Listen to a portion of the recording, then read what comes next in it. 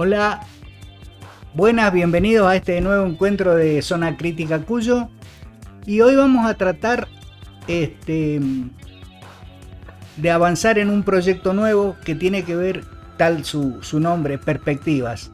Las perspectivas de la provincia de Mendoza. Vamos a convocar a distintos actores sociales de la política, de la empresa, del trabajo, de las iglesias. Ya parezco estar armando una alianza como en los años 40.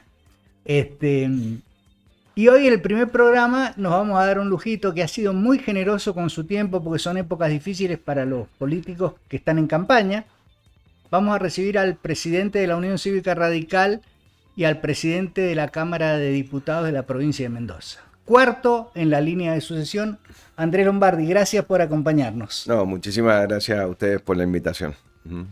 Acá estamos. Vamos a ver si somos capaces de hilvanar un discurso que tenga que ver con lo institucional, lo político, y después nos interesa tu posición. Para eso sos licenciado en Administración de Empresa. ¿Cómo ves el desarrollo mendocino? Que hace algún tiempo que viene medio paradito, ¿no? Ley de presupuesto. ¿Están tratándola? ¿Están trabajándola en comisión ya? Ha empezado el debate con la ley de presupuesto. Un presupuesto que en líneas generales la provincia de Mendoza viene manteniendo equilibrado en los últimos 10 años. Que también tiene baja en los impuestos, tiene bajas en ingresos brutos, principalmente en las actividades conexas a la industria, a la vitivinicultura. El ingreso bruto es uno de los impuestos más distorsivos que hay, y Mendoza empezó un camino a disminuir ese impuesto. Lo ideal sería llegar a eliminarlo, pero bueno, para poder disminuir los impuestos primero hay que ajustar el gasto, porque si no se generan desequilibrios fiscales.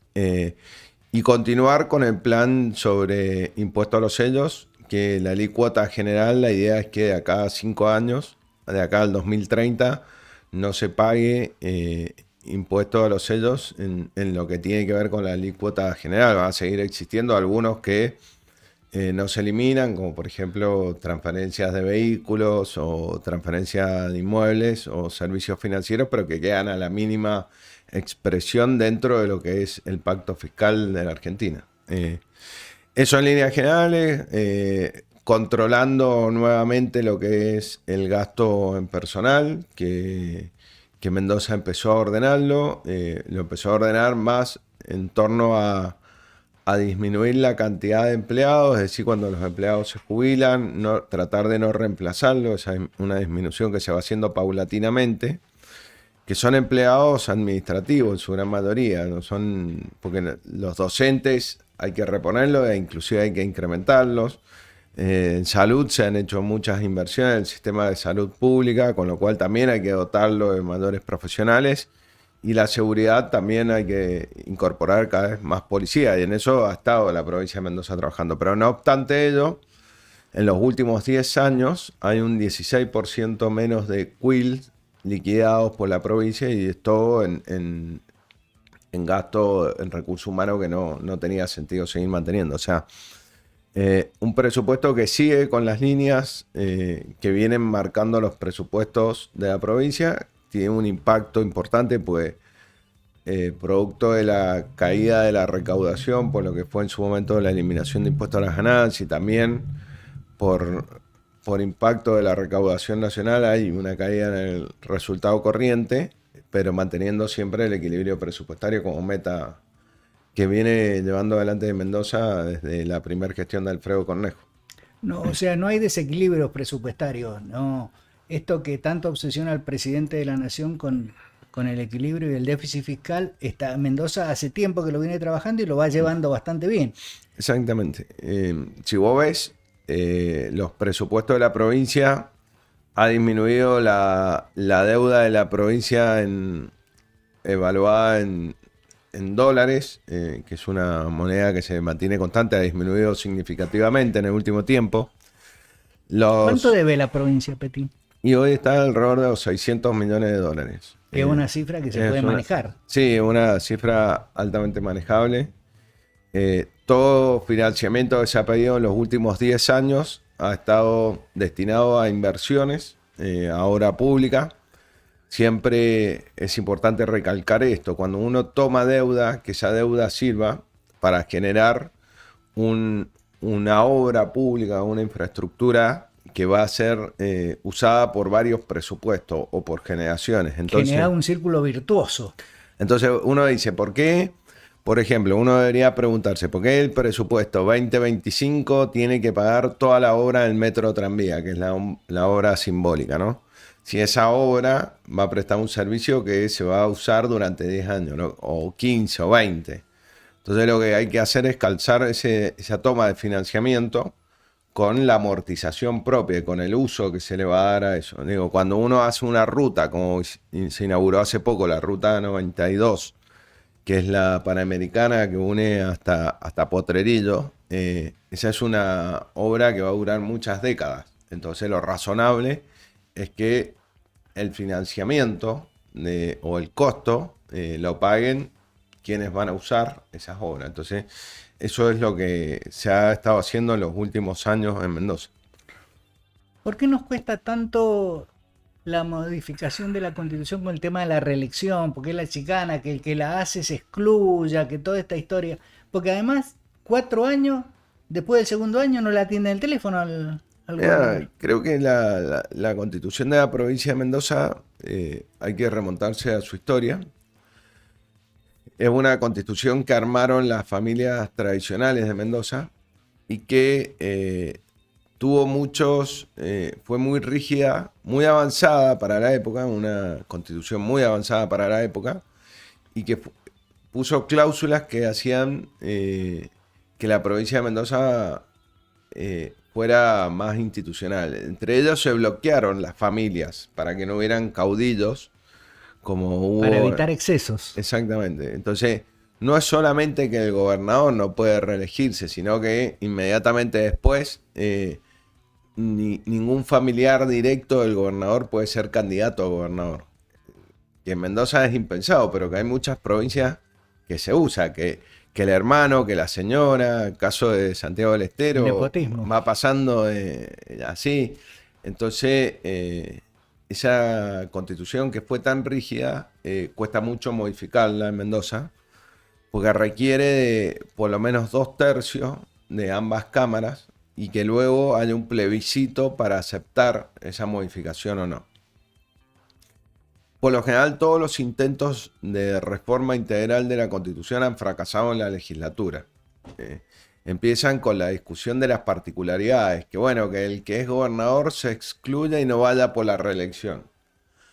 La verdad que han habido proyectos en donde el gobernador se excluía en el proyecto enviado y lo mismo no salió, no se aprobó. Rodolfo Suárez mandó un proyecto de reforma integral en donde él había puesto que uno de los puntos era la reelección del gobernador, pero que él mismo se excluía de esa posibilidad de ser reelecto. Creo que hay un miedo de la oposición a dar estos debates. Hay debates muy interesantes en ese proyecto de Rodolfo Suárez, entre otras cosas, ponía el equilibrio fiscal como un derecho de los ciudadanos y como una obligación de quienes gobiernan el Estado. Y también algo que tiene que ver mucho con la actualidad argentina y que creo que tenemos que pensar, si tienen sentido las elecciones intermedias legislativas.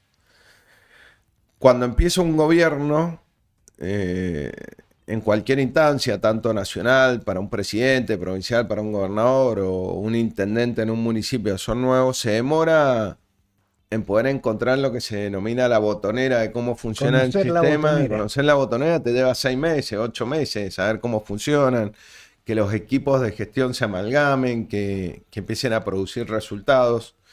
Y si vos calculaste, pasaste 8 meses, 9 meses conociendo la botonera y ya tenés que estar pensando en las elecciones intermedias. Hay muchos países en el mundo e inclusive muchas provincias en la Argentina que no tienen elecciones de legisladores intermedias. Entonces, cuando un gobernador es electo, hay una constitución, hay una conformación de la legislatura que es la que le tiene que dar gobernabilidad durante 4 años. Y bueno, se trabaja durante esos 4 años y después se elige un nuevo gobernador.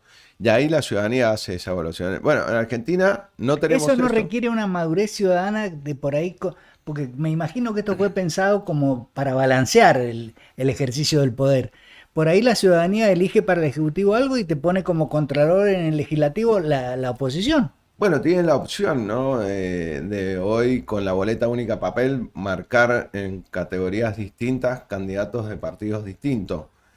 Eso puede haber funcionado para un esquema en donde en la provincia habían tres fuerzas políticas y el poder estaba más dividido, pero hoy estamos prácticamente en una situación de cambia Mendoza y alguna fuerza que en algún momento es el peronismo, en otro momento supo ser la Unión Mendocina como segunda fuerza.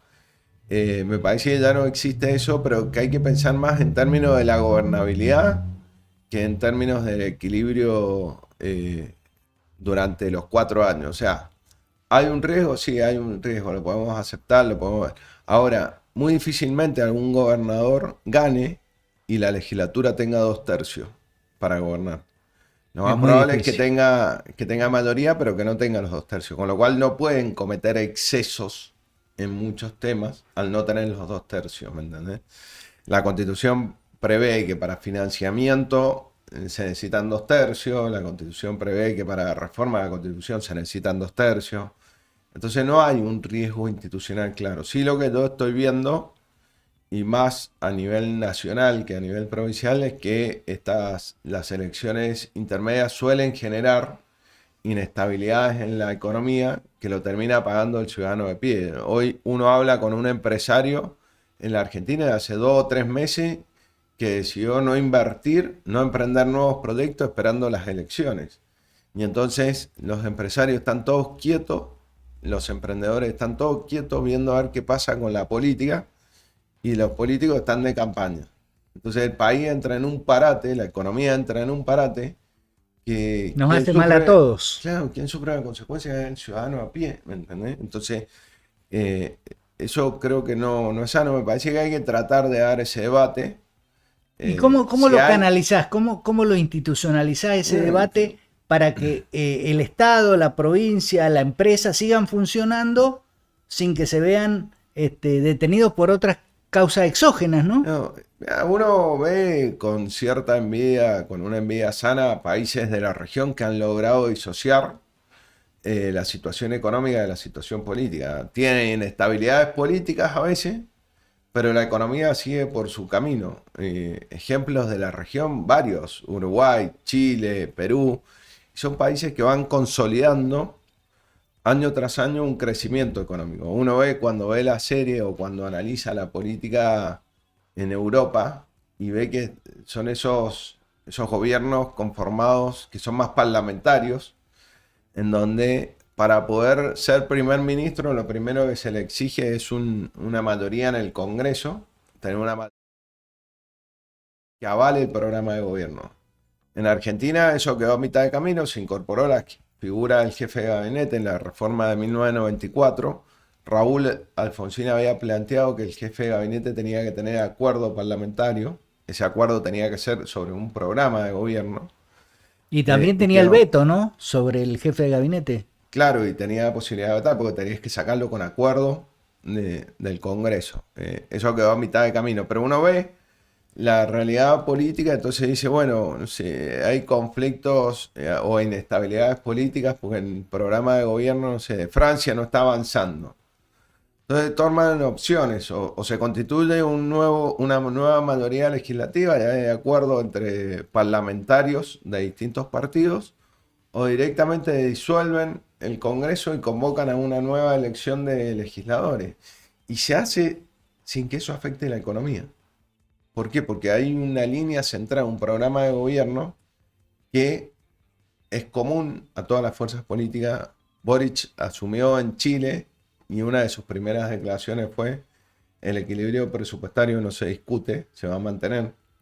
Pepe Mujica fue presidente de Uruguay y también reivindicaba el orden en las cuentas públicas. Y Hay un es digno de programa. destacar en eso que mencionás, que entregaron su mandato a la oposición. Y entrega de mandato, Chile, bueno, Chile, Uruguay es una muestra clara de cómo han ido de izquierdas a derechas, pero han mantenido una línea central con la economía, ¿no? Empiezan a discutir otros temas más finitos, cuál es la participación de lo que era en su momento el estado de bienestar de Felipe González. Sí, bueno, a ver, cuánto era lo que va a invertir el gobierno en salud, en educación, y discuten términos que si bien son significativos, pero son marginales a la hora de las cuentas públicas en el presupuesto. No discuten, ninguno discute si hay equilibrio presupuestario o no. Todos aceptan el equilibrio presupuestario. Entonces empiezan a discutir un programa de gobierno que tiene que ver con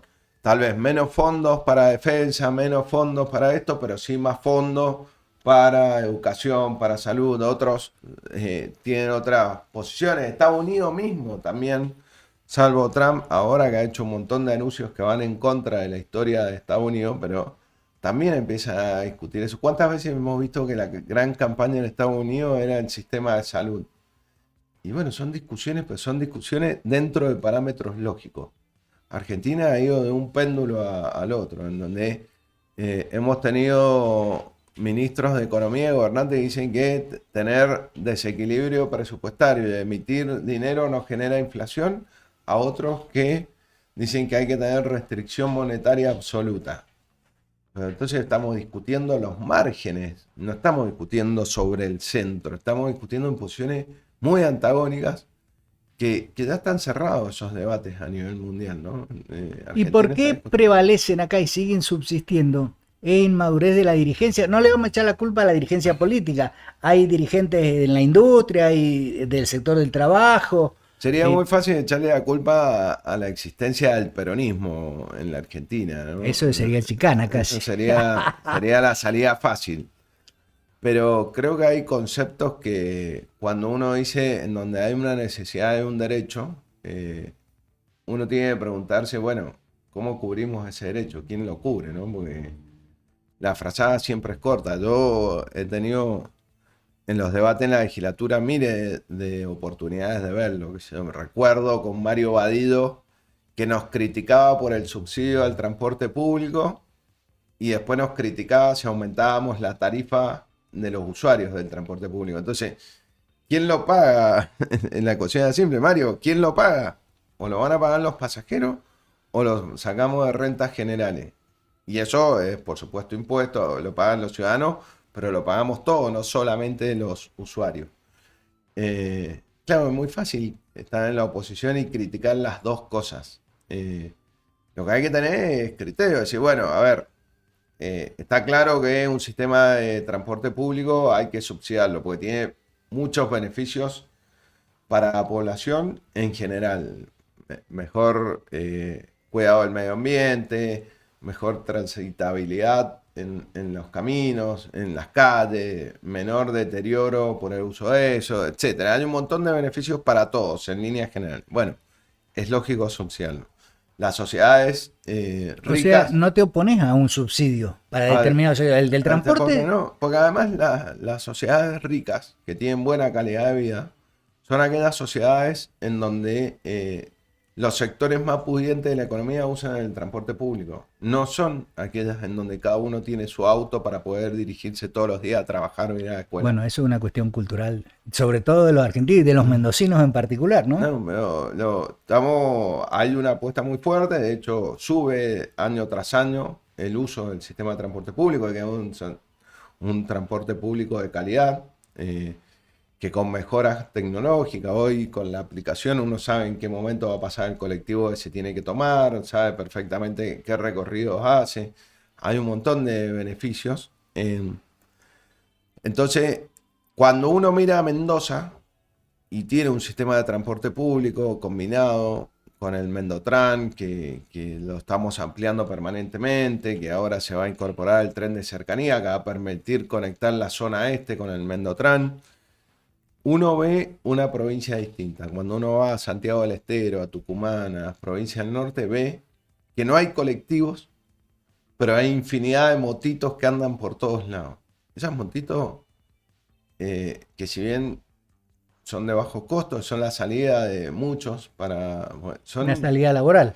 Sí, no, son salidas para transporte de muchas personas. La verdad que es la muestra de la decadencia del sistema de transporte público. Y además es un riesgo para toda la ciudadanía, porque uno va y ve que están las motitos y la motito va el padre, la madre, los hijos que van a la escuela, van 4 personas arriba de esa motito y ninguno usa casco y después de accidentes y después hay un montón de cosas que hay que tratar de solucionarlo con un sistema de transporte público. Yo creo que, volviendo a la pregunta inicial tuya, creo que hay servicios que hay que subsidiarlos porque tienen un impacto positivo en la vida de una sociedad, pero que ese impacto, ese subsidio en la evaluación del impacto socioeconómico tiene que dar positivo. Esto no se trata de subsidiar por subsidiar. Lo que pasa es que es muy difícil de medir eso, de sacar una cuenta, un más y un menos, a ver cuánto le sirvió a la sociedad el transporte público que tenemos,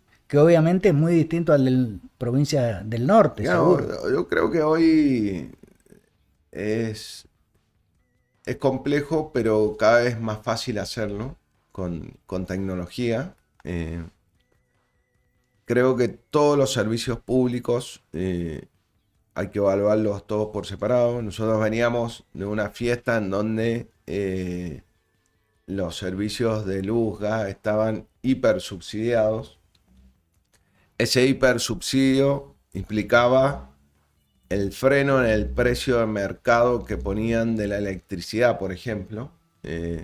Entonces las distribuidoras de electricidad lo que hacían, financiaban el déficit que traían por falta de tarifa, lo financiaban contra la deuda contra Camesa, que es la proveedora de energía a nivel nacional o el mercado concentrador energético. Y después eso significaba que aquellos que producen energía con la explotación de alguna central hidroeléctrica, con paneles solares o energía eólica o cualquier otro tipo de energía, no invertían porque no tenían tarifa para invertir y quisieran rentable el proyecto. Eso en el largo plazo hacía quebrar el sistema quebraba. Ahora, mientras los usuarios pagaban tarifas absurdas, ¿cuántas veces hemos hablado de las tarifas que pagaban en la ciudad de Buenos Aires, que eran irrelevantes y que estaban hiper subsidiadas en comparación con otros lugares del país? Y claro, cada vez que llegaba el verano, uno veía los restaurantes de la ciudad de Buenos Aires, empezaban a incorporar los Bueno, grupos pero ahí electrógenos coincidí porque conmigo se que las caía el sistema. distribuidoras, por ahí la inversión o la reinversión, que el Estado al concesionar eso tiene que regularlo el mercado para ver en qué reinvertís. Claro, bueno, hay que tener un trabajo serio. El EPRE lo ha hecho en Mendoza, en donde frente a cada solicitud de aumento de tarifas se evalúa la ecuación macroeconómica y se evalúa la ecuación económica de la empresa, en donde se auditan los balances de la empresa, en donde se auditan cuáles son los beneficios que arroja la empresa, y en función de eso y el costo de la energía es mediante audiencia pública, que se hace audiencia pública y la evaluación técnica del EPRE, es donde se elevan los informes después del Poder Ejecutivo para aumentar las tarifas. Si el sistema funcionara así en la Argentina sería mucho más fácil, ¿no? Uno tiene una empresa, que es una empresa distribuidora de energía eléctrica, que tiene un costo de energía y que tiene un costo operativo. Y por supuesto que tiene que haber una rentabilidad, porque si no nadie va a invertir en esa empresa. Y tiene que haber un porcentaje... ¿Sí o sí estás convencido que eso tiene que ser privado? Por ejemplo, la energía, digo. Porque nosotros hemos tenido agua y energía, hemos tenido diversas... Hemos tenido muchas empresas públicas. Creo que estoy cada vez más convencido que el sector público tiene que tener un rol regulador y tiene que salirse de ámbitos que son propios del sector privado. Bueno, vamos a vuelta. O sea, lo que no hace a la salud, la educación, la seguridad y la justicia... Que lo haga un privado y que nosotros regulemos. Mirá, me hemos llegado al absurdo y sigue manteniéndose. En la provincia de Mendoza hay casinos que son estatales. Sí. Arrancaron, sí, el único casino que había en la provincia de Mendoza era estatal, el que estaba en el ex Plaza Hotel. En el viejo Plaza. Y yo quiero que vos me digas, ¿por qué el Estado tiene que estar en la explotación de un casino? ¿No sería más fácil que le entregara a un privado la concesión y diga, bueno, explótelo, pague los impuestos? Así hay miles de actividades. Yo recuerdo haber tenido una reunión hace unos 4 o 5 años con Quinquela, el gobernador de La Rioja. Y él estaba orgulloso de que tenía 150 empresas públicas que prestaban distintas actividades de la economía de la provincia. Yo decía, pero ¿cómo? ¿Qué hacemos acá? Está claro que el sector privado los hace funcionar mejor por diversas razones, porque tiene ¿No puede ley de hacer bien trabajo. esas cosas el Estado? No podemos tener una empresa de energía que reinvierte, estatal me refiero, ¿no? Sí. No, no, es imposible, decís vos. Yo creo que sí, que es imposible. Mira, Cuando vos la mirás, experiencia al menos te ha sí, demostrado eso. la experiencia ha demostrado que eso no tiene mucho sentido, que es peor el beneficio, Pero la también prestación del servicio. entregar a los contribuyentes a las manos privadas, hay que ser muy cuidadoso en la regulación. Por eso creo que la Transporte regulación es muy público, importante. energía. Hay que regular, hay que tener buenas leyes y buenos entes de regulación, y la explotación hay que confiársela al sector privado. En lo que tiene que ver con las actividades en donde a donde el sector privado tiene que estar, digamos. Eh, a ver, en Argentina hemos ido de un lado al otro con Pendularmente. YPF, con aerolíneas, que era estatal, que era privada, que era estatal, que era privada. La provincia de Mendoza, por ejemplo, tiene una empresa provincial que es EMESA, que está dedicada a la electricidad. Tiene otra que es Impulsa, que está dedicada a la minería, pero no hace explotación y no lleva adelante proyectos de explotación, tanto energéticos como mineros.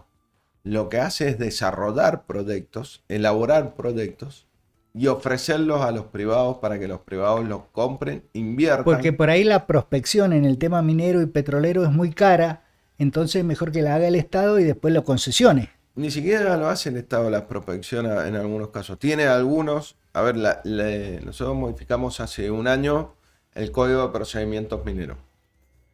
Las áreas o las licencias de exploración o explotación mineras que están adjudicadas a los privados, que los privados le han pedido, que dicen, bueno, en tal zona quiero explorar, bueno, eso está sujeto a un proceso de un programa de inversión.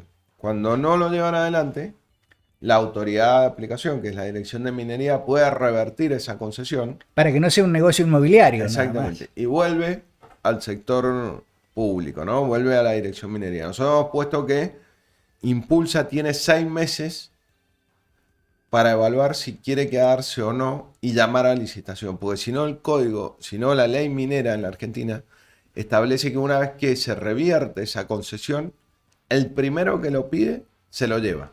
Entonces muchas veces habíamos visto que eso era efectivamente un negocio inmobiliario, entonces lo tenía una persona, cuando esa persona sabía que se lo iban a quitar, de atrás venía el hijo, el primo, el socio, lo pedía y se lo volvía a dejar y volvía a estar esa zona sin ningún tipo de inversión. Bueno, nosotros hemos puesto a Impulsa en el medio. Impulsa lo que tiene es la posibilidad de que, y está obligada en 6 meses, si lo toma, primero tiene que decir si lo toma o no. Si lo toma, Lo toma a partir de una petición privada. O sea, yo me una vez, presento y digo, quiero este... no. ¿Cómo Yo te llega? revierto a vos la concesión que te he dado como autoridad de aplicación, la Ajá. Dirección de Minería. Entonces ahí aparece Impulsa y dice, bueno, evalúo si este proyecto es razonable o no. Si no es razonable, lo dejo y el que viene después lo pide y lo tiene. Si es razonable, lo que hace Impulsa lo toma, pero tiene la obligación que en 6 meses llama a licitación entre privados para la explotación de ese proyecto, ¿me entendés? Entonces hemos logrado darle más transparencia al sistema, pues la ley minera nacional establecía que era primero en el tiempo, primero en el derecho. Entonces hemos cortado con el Código de Procedimiento Minero con ese negocio inmobiliario. Pero Impulsa no se puede quedar más de 6 meses con esa zona. ¿Me tiene que salir? Pero puede gestionar cosas en esos 6 meses el Estado. Claro, pues. Mejora, y- prospección. no, por lo Voy a general lo que perforar hace es una evaluación más profunda del proyecto, del área. el impacto ambiental, toda Claro, esa cuestión. hace algunas mejoras en la elaboración de la carpeta, que tiene que ver con buscarle mejoras para después, en la licitación, tener mayor información para los oferentes, ¿no? Lo de la Creo que eso. minería es todo un tema porque los ambientalistas te salen con los tapones de punta. En Uspallata hay situaciones al menos incómodas. Y ya que citabas esto, yo soy un convencido que eso es parte del desarrollo de esta provincia y que el mejor contralor es el regulador social, que el Estado debiera favorecer que yo, ciudadano, decía, analizame este agua, a ver, ponele Ujú. la carga activa a esto, se puso azul, esto tiene cianuro, qué sé yo. ¿Es tan complejo eso? No, creo que hay... Porque además después tenés las asambleas públicas que son declamativas, o sea, la asamblea pública no define. Yo no, voy, pero es para hacer catarsis. sí, y cuando uno escucha muchas veces hay discursos que no están fundados en datos Ni en la científicos. ciencia, ni en nada. Están en Entonces, tabúes o en sí, historias. creo que hay que favorecer la participación ciudadana. Creo que hay un proceso de maduración en Mendoza con respecto a la explotación de los recursos naturales, que Mendoza no puede seguir quedándose atrás en comparación con el resto de las provincias. Están avanzando en la utilización de esos recursos naturales. ¿Por qué nos pasa El que en mismo Añelo, en Chile. Neuquén, explotan vaca muerta? Mendoza, en Malargüe, tiene un porcentaje cercano al 30, creo, y nosotros todavía no empezamos. Nosotros todavía no hemos empezado. Bueno, Neuquén venía con condiciones previas, estaba mejor posicionado para avanzar en vaca muerta y creo que Nosotros tenemos que desarrollar Patamora y nosotros todo eso. tenemos que desarrollar plazas de servicio, tenemos que mejorar infraestructura, tenemos que hacer un proceso mucho más Que estamos de acuerdo que es extenso. inversión estatal esa, ¿no? Lo estamos pensando en una inversión mixta. También el que Ajá. quiera instalarse en Patamora, que pague el costo que ayude a pagar. Hay que revertir eso. Seguramente va a tener algún componente de inversión pública, pero también tiene que haber algún aporte del privado. Lo hacen en Neuquén, tranquilamente, ¿eh? O sea, las empresas petroleras, si entienden que hay un recorrido de una ruta que les va a permitir bajar el costo, Claro. invierten en esa ruta queda para el gobierno de la provincia de Neuquén, pero se financia mucho con inversión privada.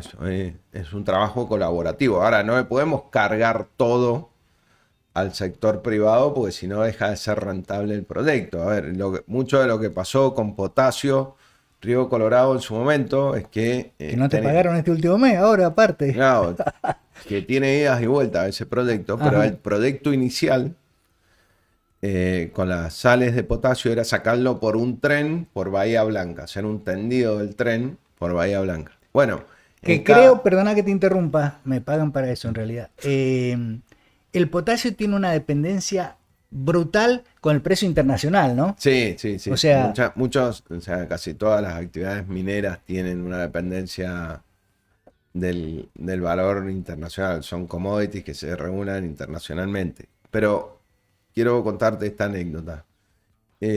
Cuando vino Vale a la provincia de Mendoza y empezó a invertir en la explotación de potasio, yo tuve la oportunidad de conocer las inversiones y la verdad que es impresionante. Hay una pista de un aeropuerto, hay ambulancias, hay camiones de había toda una bomberos, cabecera, un desarrollo había todo un desarrollo habitacional. en medio de la nada en Malargüe, ¿no? Comedores para alrededor de 3.000 personas, habitaciones para 2.000 empleados, operarios, cada una amoblada, equipada. Bueno, ¿y qué pasó? Cuando iban a hacer el tren para sacar por Bahía Blanca, por cada pueblo que pasaba le pedía el intendente un hospital, un centro de salud. Bueno, hacía inviable el proyecto, ¿verdad? Porque el costo se hacía Y inviable. ahora, ¿no hay Y además, legislación, el bien común, el desarrollo? y además le cambiaron la ecuación macroeconómica porque le aumentaron los impuestos. Con lo cual Vale dijo, bueno, de acá me retiro, me voy. Chao, quedó ahí la inversión. Y esa inversión quedó para la provincia de Mendoza. Y es la que puso en licitación ahora, que va a ser un proyecto y que estamos revisando cuáles son los niveles de inversión, con el concepto de lo que te decía más temprano. Cuando uno da en concesión un área, esa área está otorgada, esa concesión, contra un proyecto de inversión. Si no se cumple con el proyecto de inversión, hay que revertir esa concesión y volver a darla en concesión a quien presente otro nuevo proyecto de inversión. Pero Mendoza ha desaprovechado décadas de explotación de sus recursos naturales. Creo que Con el uranio hemos hecho desastres también, ¿no? Esto hay que Bueno, reconocerlo. las colas de uranio, bueno, Claro, pero también todavía están. hemos hecho el proceso de remediación de esas colas que hizo la CONEA. eh, creo creo que ahora hay mayor posibilidad de control, hay una inversión muy fuerte del gobierno provincial en fortalecer las áreas de cuidado del ambiente. Creo que está mucho mejor delimitado cuáles son las zonas en las cuales se puede llevar adelante explotación minera y cuáles no, cuáles son parques provinciales, cuáles son áreas protegidas, cuáles son las zonas de glaciares y periglaciares. Eso está mucho mejor de lo que estaba décadas atrás. Y creo que hay que seguir en ese camino donde tiene que haber participación ciudadana de control ambiental y tiene que haber una fuerte política de control ambiental. Y no negarse al desarrollo de una actividad económica que es lícita, ¿no? Y que con Y controles que debería usamos funcionar. todo, porque esto tiene cobre por todos lados, tiene plástico, Y tiene... para la misma transformación energética, para el cuidado del medio ambiente, necesitamos cobre. Chile viene explotando el cobre hace 130 años. Y Eso lo convive hace arriba de las montañas y abajo desarrolla las paltas, la fruta, la uva y conviven exactamente, perfectamente. convive la explotación minera con la agricultura perfectamente. Y con los pueblos que están Ahora, ¿no te cerca. parece poco que sea el 3% de regalías para la provincia de la que fija la Constitución del 94, ¿no? No, me parece que son valores, recordemos, es un mercado internacional, ¿no? Entonces hay que ir regulando también, uno dice, es poco 3%. Bueno, listo, sí, perfecto, yo te tomo, es poco el 3%. ¿A cuánto lo llevamos? ¿Al 10? Bueno, listo, lo llevamos al 10. No viene nadie a invertir. Hay un ejemplo Porque hay otros que lugares se del da de mundo que están patadas con más... eso en el litio en Bolivia, que le subió los impuestos y Ujú. siguieron ahí. Y Porque eso, antes que me olvide que estábamos en Vale, ¿qué hay de cierto que donde hay potasio hay litio? esa es una pregunta bastante técnica, pero había siempre ese rumor de que probablemente Claro, encontraban litio ahí. No, no tengo no tenemos ese esa dato. información como para dártela con precisión y con certeza. Pero se comentaba que donde había potasio, seguramente en otros lugares del En mundo, el me refiero, mundo ¿no? apareció litio y bueno, es una nueva oportunidad, ¿no? Si podemos hacer potasio y litio, vamos a robustecer más ese proyecto, ¿no? Ya hemos entrado casi en el desarrollo de Mendoza, que perspectiva es una situación que le interesa trabajar. Ujú. ¿Dónde tenemos los $1.000 millones Del que no fondo se de hizo? resarcimiento. Sí, Están invertidos o están en proceso de inversión.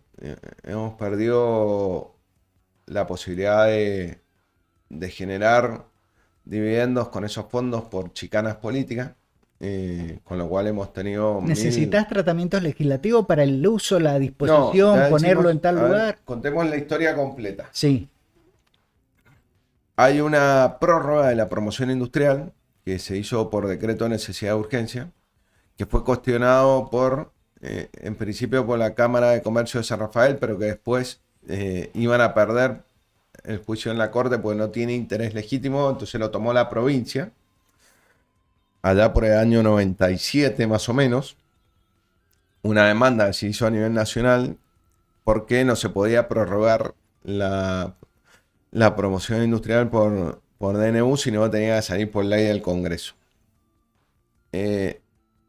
Eso que era muy difícil de cuantificar cuál era el daño que había recibido la provincia de Mendoza, fue más o menos tratando que además de... estaba listo, hasta el impacto ambiental estaba hecho, ¿no? Estaba, pero era muy difícil cuantificar cuánto era ¿Cuánto era el resarcimiento? el resarcimiento. Entonces, en el gobierno de Julio Cobos se firmó un acuerdo prejudicial que se presentó en la justicia, en donde el gobierno nacional se comprometía con alrededor de $400 millones, menos de 400 millones, para construir la presa de Portezuelo del Viento.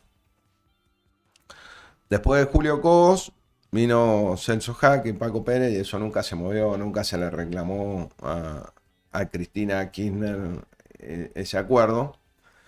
Durante el gobierno de Alfredo Cornejo y ya con Mauricio Macri como presidente, Mendoza avanzó en ese reclamo y le agregaron otras obras adicionales a la construcción de la presa exclusivamente. Había que erradicar algunas viviendas, había que construir ruta, había que tener tendido eléctrico, etcétera, un montón de obras más. Y entonces se firmó un nuevo acuerdo por 1.023 millones de dólares para la construcción de la represa Portezuelo del Viento, obras anexas y o otras obras hidroeléctricas. Eso se rubricó en la justicia, ese acuerdo Suprema. ajá, y se fijó desembolsos de la nación en bonos de dólares a favor de la provincia de Mendoza, un cronograma de alrededor de 5 o 6 años, que más o menos debería haber coincidido con la construcción de ese dique, de esa represa. Terminó el gobierno de Alfredo, terminó el gobierno de Mauricio Macri. Durante el gobierno de Rodolfo Suárez y Alberto Fernández, los pampeanos, que son especialistas en oponerse a este tipo de desarrollo, Se iban a quedar sin agua. Claro, pero llamativamente a los que beneficia las represas es a los que están aguas abajo de la represa, porque regula el flujo del agua. Entonces, en momentos de superabundancia vos podés contener, en momentos de escasez podés ir liberando. Pero bueno, se quejaron, pidieron un nuevo impacto ambiental. Eso se apeló, en el COIR con unanimidad y Alberto Fernández terminó laudando a favor de la Pampa.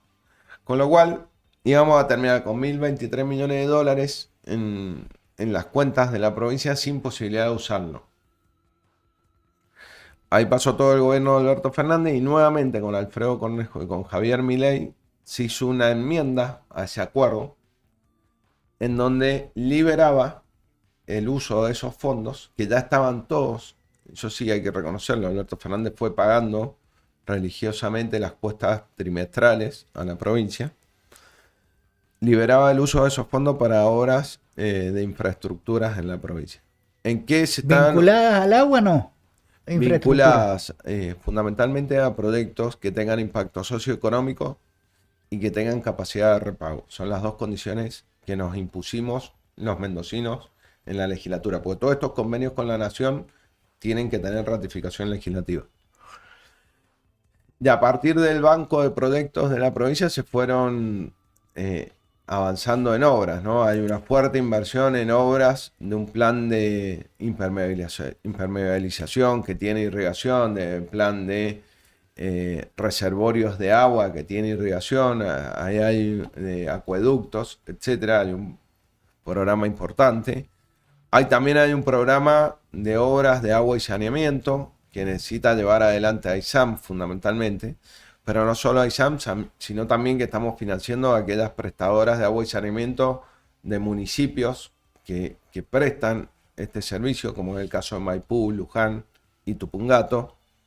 Están también pagándose o está en carpeta obras de conexión eléctrica, por ejemplo, el anillado de la ciudad de San Rafael y de la zona sur, que es una obra muy importante, eléctrica para darle estabilidad al sistema.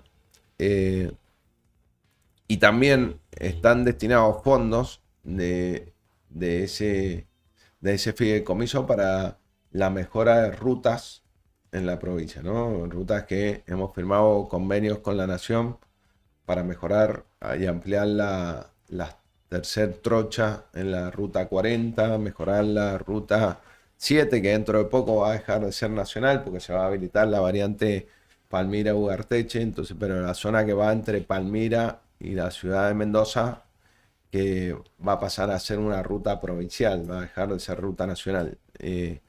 Entonces, ¿La doble vía Mendoza-San Juan está ahí adentro o no?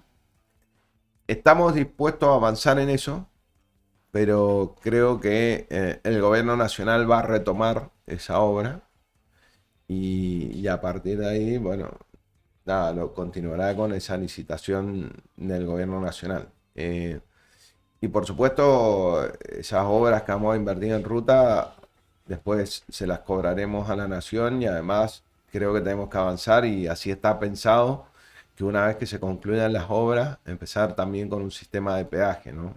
Como es en gran parte del mundo. Nosotros envidiamos Chile por las rutas que tiene y no nos quejamos de los peajes que pagamos cada vez que vamos a La Plata. O sea, vos decís, donde hay una necesidad hay un derecho, pero hay que pagarlo. Hay que pagarlo, tiene un costo, porque no son gratis todas esas cosas. Alguien tiene que pagar eso. Nosotros, mira, desde la ciudad de Mendoza hasta el túnel Cristo Redentor hay aproximadamente 200 kilómetros. No pagamos ningún peaje, pagamos una tasa de mantenimiento, no sé, sale... uy, se me cayó Está bien, bueno, está bien, no te hagas sale a plata hoy 300, 400 pesos. Y después cuando cruzamos el túnel internacional hacia la costa, hay también aproximadamente 200 kilómetros y pagamos en peaje en pesos argentinos alrededor de 20.000 pesos. Y el comentario del mendocino es, qué lindas rutas que tienen en Chile. Y no se queja de los peajes que paga. Entonces creo que lo tenemos que hacer.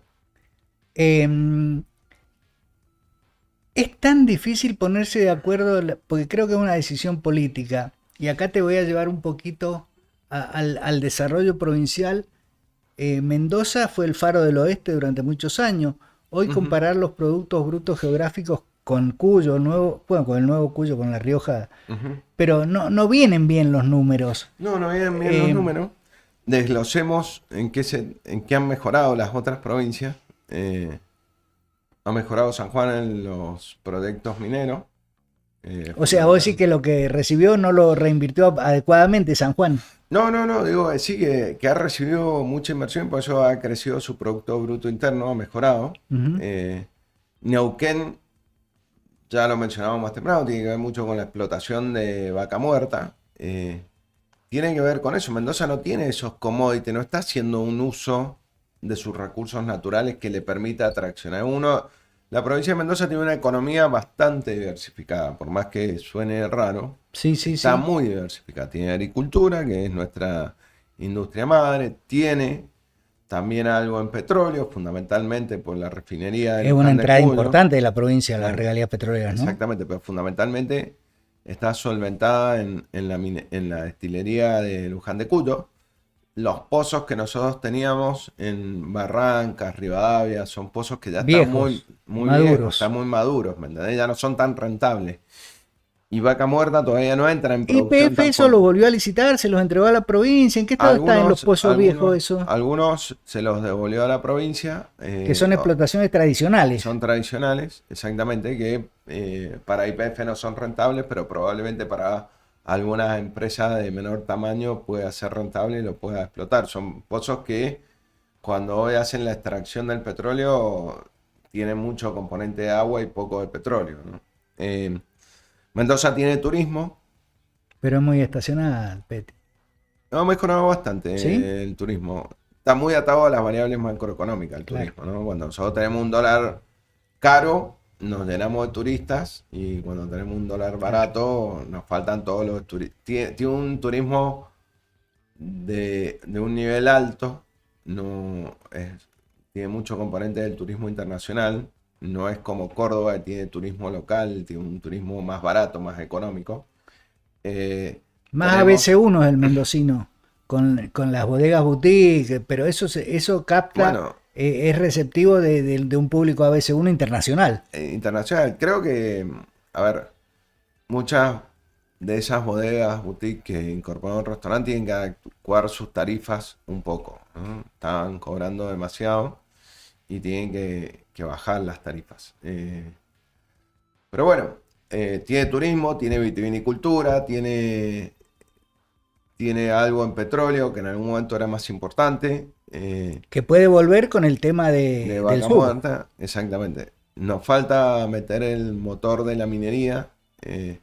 Tenemos industrias del conocimiento, que si bien es importante en la provincia, pero también es incipiente, y tenemos que desarrollarlas aún más, ¿no? Pero por eso nosotros tenemos una matriz productiva bastante diversificada que no tienen las otras provincias de la región. Y tenés más o menos regulado el tema del empleo público, que en otras provincias por ahí es un descontrol. Es calamitoso. La provincia de Mendoza está entre las 4 provincias que menos empleo público tienen cada 100.000 habitantes. Te voy a llevar porque ahora todo esto nos lo maneja el amigo Rey, que me está haciendo señas allá como el penado 14. Pero no te quiero primero agradecerte infinitamente, Peti, las ganas, la vocación, el conocimiento que tenés de la provincia. Para eso sos el cuarto en la línea sucesoria. Está bien eso, ¿no? Sí, cuarto. ¿Por qué no tenemos un banco que tenga que ver con el desarrollo, con la inversión privada, con que quiero poner un kiosco, Peti, me ayudás con un préstamo para que vaya a la Coca a comprar? No, Bueno, un banco fondeado, un banco a media con los privados, es tan difícil. Bueno, a ver, creo que dijiste algo que por ahí es el problema. ¿Por qué no me ayudás a poner un kiosco? Los países normales tienen mercado de capitales privados que financian que vos puedas poner un kiosco. Correcto. ¿Cómo es eso? Pero es que acá hay que descubrir, hay que ver cuál es el problema inicial. Cuando vos no tenés equilibrio presupuestario, o sea, las sociedades en principio funciona el sector privado, eso genera riqueza, la riqueza no se consume toda y generan ahorro privado. Sí. Ese ahorro privado conforma un mercado de capitales. Y ese mercado de capitales está disponible para aquellos que quieren tener una casa, comprarse un auto, para activar un emprendimiento de un kiosco, una empresa más grande o lo que sea. Cuando vos tenés el sector público que se chupa ese ahorro privado y te deja sin mercado de capitales, tenés que recurrir a, bueno, el que tiene la plata es el sector público, ¿por qué no me la da el sector público? Ahora, ¿no sería razonable que vos no tengas déficit presupuestario, no te chupes la plata de los argentinos y de los mendocinos y que haya un mercado de capitales que a vos te permita ir, acceder, poder emprender, poder tener una vivienda? Lo que cuesta en Argentina tener una vivienda, más allá de que hay un tema cultural en la Argentina de todos queremos tener la casa propia y que en muchos países del mundo funcionan con sistemas de hipoteca en donde vos vas pagando tu mensualidad, tu hipoteca, y si querés cambiarte te cambias a una casa más grande y si no te vas a una casa más chica, pero vos lo tenés computado para que cuando llegues a la edad de tu jubilación ya tengas la casa, pero lo haces a partir del mercado privado de capitales. Ahora, esto es lo que hablábamos al principio. ¿Lo tiene que hacer el Estado o el Estado tiene que dejar de entorpecer al sector privado y que la riqueza de generar el sector privado arme un mercado de capitales que permita financiarte? No soy un especialista en economía, no soy un especialista en inversiones, pero creo que al menos para arrancar necesitamos que sea mixto, al menos para arrancar. Hay caminos. O sea, tenemos 1.000 millones de pesos que podrían volcarse de alguna forma. Bueno, ojo, eso fue en su momento las regalías más liquidadas, la constitución del Fondo de la Transformación, que en algún momento, ¿qué hizo ese Fondo de la Transformación y el crecimiento en la provincia de Mendoza? Durante los gobiernos de Gabrieli, financiaba el déficit del sector público. Después, de todas formas, no es un fondo muy grande, digamos que no. Era un fondo de $1.000 millones en su momento, ¿eh? Ajá. Era un fondo grande. Lo que pasa es que después se fue chupando.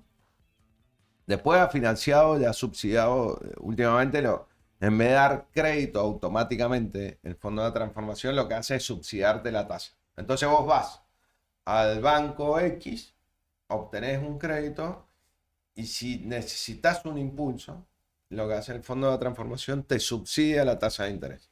Entonces así podemos conseguir más antigranizo a tasa cero, así podemos conseguir impermeabilizar cauces. Exactamente, riego intrafinca. Porque ahí perdemos agua, tanto que cuidan el agua los ambientalistas, y perdemos muchísima agua ahí. La última y cortita. Sí. El acuerdo con Mekorot, ¿qué se lo tenemos que dar al Estado israelí que nos controle y nos haga un plan de desarrollo del agua? Tenemos una ley de agua viejísima que también habrá que tratarla en algún momento, esa para la próxima. Bueno, el acuerdo con Mekorot es, primero recordemos que Mekorot viene a Argentina de la mano de Guado de Pedro. Sí, señor. Es un acuerdo de colaboración y de complementación. Le estás tirando el bardo a Guado. No, digo, porque nos critican ahora el peronismo y lo trajeron los peronistas. Es un acuerdo de cooperación y de intercambio de información y de elaboración de planes de hacia dónde debería ir el uso y el consumo del agua y el cuidado del agua. Mekorot en Israel ha hecho cambios importantísimos en consumo, tiene cosas muy interesantes. Sí, O en un sea, desierto ha hecho vergeles. no, hay cosas muy interesantes porque nosotros decimos, no, el agua, que el agua, que el agua. Sí, pero el agua, ¿y cuánto consume cada uno en su casa? Si todavía no logramos medir cuánto consume cada uno. Entonces, ellos tienen regímenes muy interesantes. Entonces, vos en tu familia tenés una propiedad de X metros cuadrados, vivís en una familia típica, tenés asignado, no sé, 100 litros de agua a diario. Hasta el litro 100 lo pagás a la tarifa normal. Del 100 al 110 empezás a pagarle una tarifa más cara. Del 110 en adelante lo pagás una tarifa más cara. Hoy hay barrios privados en la provincia de Mendoza que tienen pozos de agua propio y lo hacen propio. Pero eso está regulado, Y esos, irrigación y está esos, regular. bueno, esos barrios te asignan un cupo de agua. Un cupo durante verano y un cupo durante invierno. Si vos consumís más agua, te cobran una multa. Y acá en Mendoza nadie controla, hacemos campaña, no lave los autos en la calle, no baldee la vereda, riegue los jardines en la noche.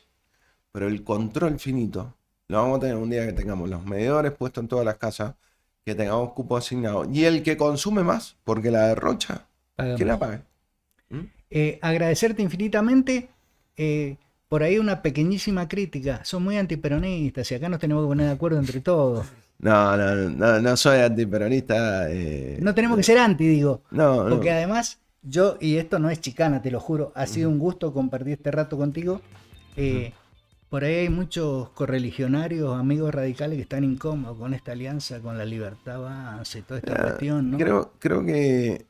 Mirá que la dejé para el último. Sí, esa, sí, sí.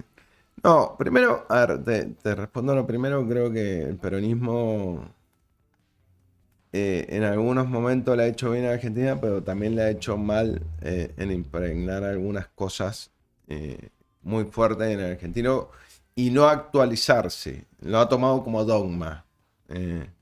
Y entonces eso le hace mal a la evolución de una sociedad. Pero yo también tengo muchos amigos peronistas y la verdad que cuando uno le mira a algunos municipios cómo gestionan como nosotros, ¿no?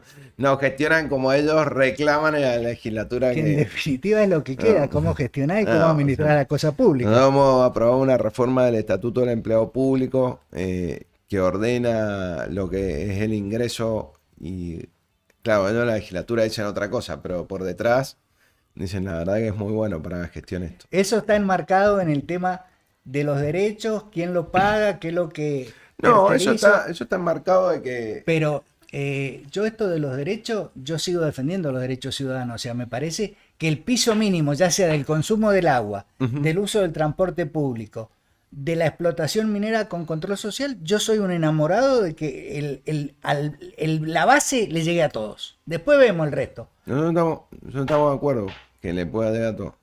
Ahora, pongámonos de acuerdo en quién lo va a pagar. Está bien. Porque entenderá que no es gratis. Está bien, pero los ingresos son todos distintos, ¿eh? O sea, no le podemos poner el mismo precio al Roberto que a mí. Él tiene No. plata y yo soy pobre. Bueno, no, pero está claro, nosotros tenemos que tener un sistema impositivo que es el que más tiene más aporte. Entonces hay que Correcto. disminuir IVA, que lo... Y hay que sacar los impuestos distorsivos. Exactamente, hay que totalmente. eliminarlo. Ahora, si yo voy a disminuir ingresos brutos, voy a disminuir IVA, no venga a quejarte cuando hay que pagar impuestos inmobiliarios, impuestos automotor, cuando Pero hay que pagar que me bienes parece personales. bárbaro grabar el consumo, Peti, ¿no? Hay que desgravar el consumo. Desgravar el consumo y ir grabar a- las ganancias. Bueno, y grabar los patrimoniales, ¿no? Claro. Bienes personales, ganancias. Bueno, lo que pasa es que acá es muy fácil, algunos se quejan por todo, ¿me entienden? Pero bueno, si nosotros tuviéramos un debate público más serio y más elevado, nos deberíamos poner de acuerdo. Creo que eso nos lo debemos, ese debate. Ese debate no lo debemos. Y esa es la crítica que le hago al peronismo. Cuando está en la oposición, asume el teorema de Baglini, impide cualquier cosa. Bueno, pero acá podemos desarrollar estas ideas, avanzarlas, trabajarlas, agradecerte infinitamente la atención, la predisposición, nos ha contestado todo, te has reído de las chicanas y después te vamos a pedir la revancha. Dale, con todo gusto. Muchísimas Agradecerte gracias a ustedes. infinitamente. Muchas gracias por la Andrés invitación. Peti Lombardi estuvo con nosotros en el primer programa que hemos hecho que tiene que ver con esto de perspectivas. A ver si somos capaces de hacer una sociedad mejor, más justa, que cuide los derechos o que los privatice. No sé, eso lo vemos más adelante. Chau, chau.